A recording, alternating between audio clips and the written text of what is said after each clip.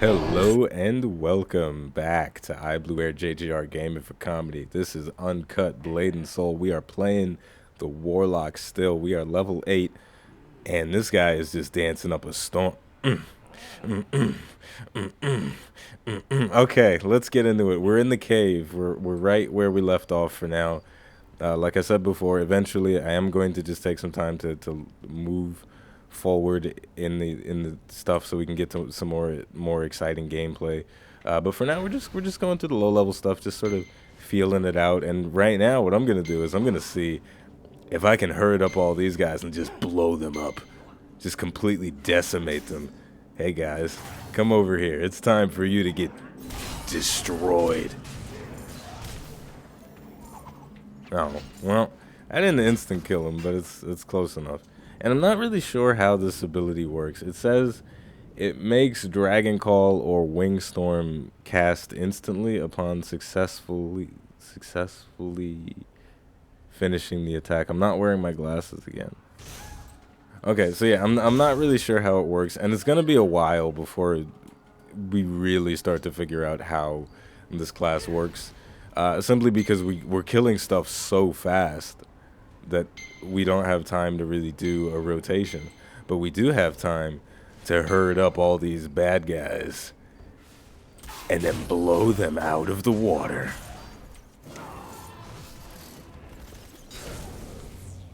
I think if the cast completes itself, then that other spell that I just used, I believe, casts without a cast bar. Because that big spell that what is it called? So Dragon Call has a 2.5 second cast time, but in Prison, if I use that and then use Dragon Call, it looks like Dragon Call is an instant cast. So I think that's how it works. But the catch is, in Prison has to completely cast, like it ticks over 5 uses. So all 5 ticks have to go off before I get the instant cast. I think that's how it works. I'll let you know in the future if that is actually how it works, but I'm pretty sure that's how it works. All right, so let's move right along. We can just kind of strafe and just kill these people because this is what happens when you upgrade your weapon early on in the early game of Blade Soul. You just become just this ridiculous power. Like, get out of my face! I'm a warlock. What you doing? You think you can survive me? You're not strong enough for me. Even you. Wrong button. Okay, so let's see if I can do the whole thing. 1, 2, 3, 4, 5. No, it didn't work. Okay. But it did. That's absurd. I don't know if they're gonna nerf this or not, but I hope they don't, because that was crazy. We'll figure out how that ability works at some point. But that point is not now, because we gotta go talk to Hajun, and he's gotta train us up some more. Our little Lin brother. That's my Lin brother right there. And he's a tiny one. Hey, buddy. Blah, blah, blah. Okay, so what do we have to do? What does he want me to do? Soul Shackle? Then... Oh, he just wants me to use this. Casting. Boom. Look how good that looks. Look how good that looks. The animations for this class. First of all, we need to just carefully look at the animation. I'm about to blow you up, but I ain't even gonna look at your ass. Oh my goodness, that is just the most thug thing that I've ever seen. I'm slowly falling in love with the Warlock and this new little character that I've created. And it's unfortunate.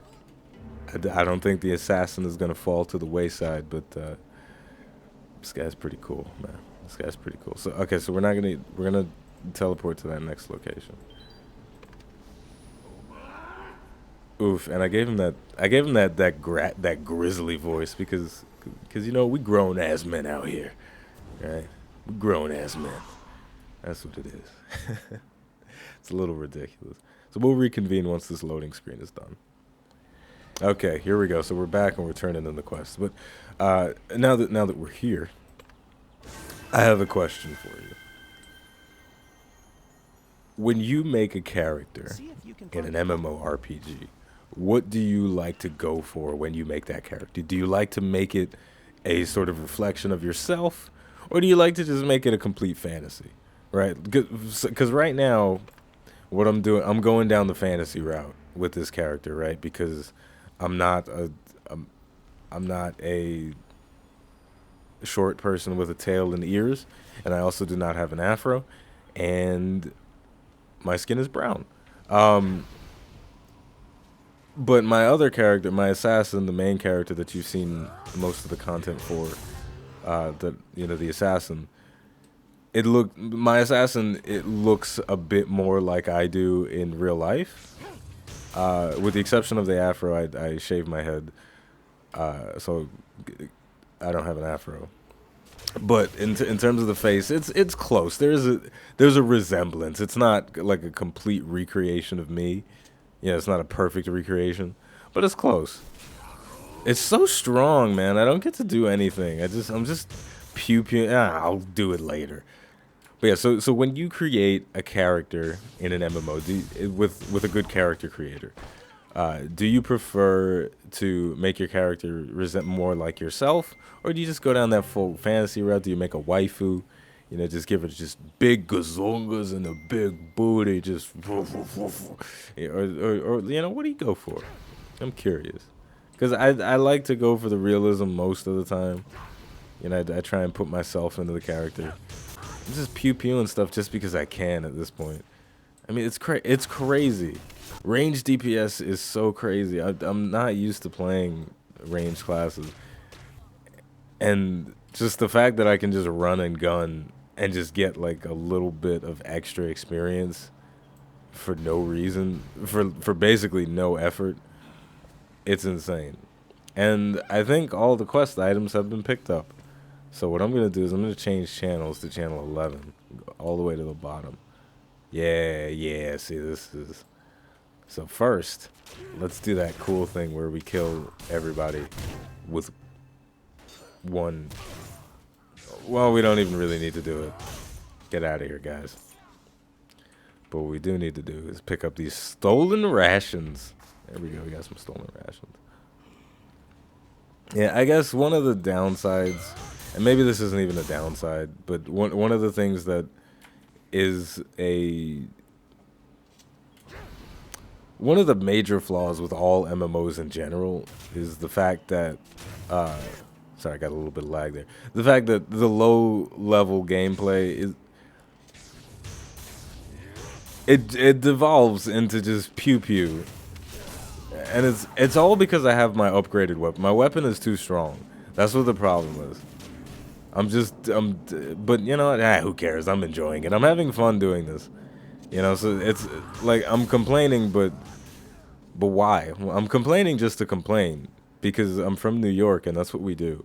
New Yorkers complain about everything, man. We don't have an off button for our complaints. We just, especially about the weather, and it's really annoying, but people in New York, for small talk, like if you're in an elevator, I'm saying like a lot today, Jesus. If you're in an elevator with, if you live in an apartment building, right, and, if you live in an apartment, every time you get on the elevator, you have the option of either, number one, standing there silently and looking at your toes, or number two, you can have small talk with the person that got on the elevator with you. And for me, I always default to small talk.